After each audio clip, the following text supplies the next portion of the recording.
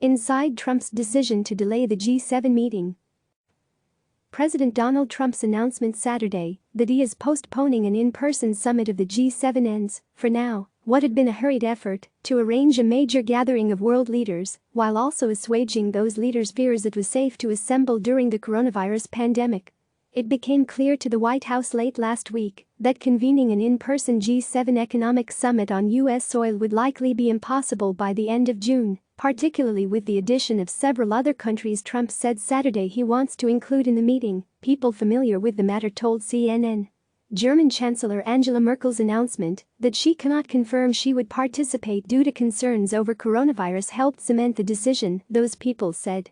Speaking aboard Air Force One, Trump framed the decision to delay the meeting until September as a way to rethink the traditional gathering of several of the world's leading economies.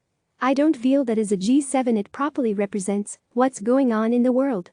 It's a very outdated group of countries," he said.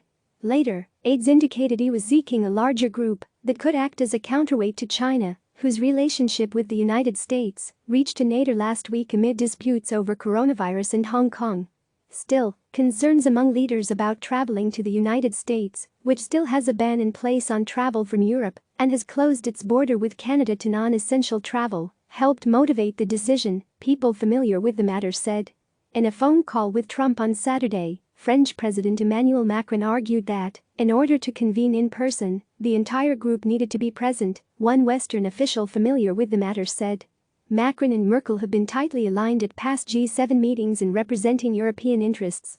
Over the past week or so, Trump had also raised internally the notion of inviting other countries to participate in the summit, an idea that would prove more logistically challenging than just the 6 other G7 nations, the sources familiar with the matter said. He named Russia, South Korea, Australia, and India as potential invitees to this year's gathering.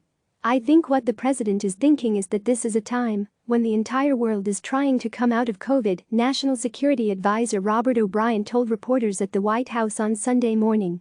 The president's thinking was, there are a couple of countries that have handled the COVID crisis incredibly well, and it would be useful to have them participate in the G7 so we can learn some lessons there, he said. "Logistically, to pull something like that off, I think it will take a little bit more time, so we're probably looking at the September time frame." Trump had coordinated extensively with Macron as he worked to revive the in-person summit in June, but his announcement earlier in May that he wanted to bring leaders to Camp David in a month's time caught fellow governments off guard, CNN has previously reported.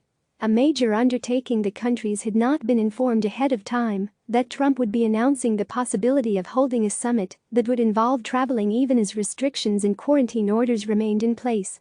The initial announcement drew skeptical responses from foreign capitals as governments waited for the U.S. to spell out what safety measures would be in place for the in-person summit. White House officials said Trump was serious about the proposal, but acknowledged such a summit would be a major undertaking. Normally such a major meeting requires many months of planning that was going to be compressed into a month's time. Initially Camp David was floated as the venue, before switching to the White House, which aides said would be easier for leaders to access and for officials to prepare for a summit. But questions about the size of the delegations, the logistics of travel, accommodations, and security, which is typically extremely tight at G7 summits, were all still being weighed, according to the people familiar with the planning, along with pandemic precautions when the decision, announced Saturday, was made to delay until at least September. While Trump on Saturday also floated the possibility of holding the gathering after November's election, such a meeting could conflict with the G20 summit scheduled for mid-November in Riyadh. The G20 is a larger gathering of the world's major economies, which also includes China. With the additional countries Trump has suggested adding to his summit, it's not clear leaders would agree to 2 major gatherings in the same month. Also unclear is how other G7 leaders will respond to the idea of inviting Russia, which Trump suggested Saturday, back into the group. Merkel in particular has been adamantly opposed when Trump raised the idea previously, including during a heated dinner meeting underneath the Biarritz lighthouse at last year's G7, CNN has previously reported.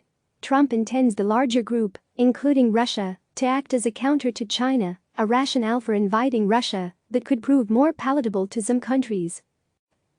Click subscribe to receive the latest news.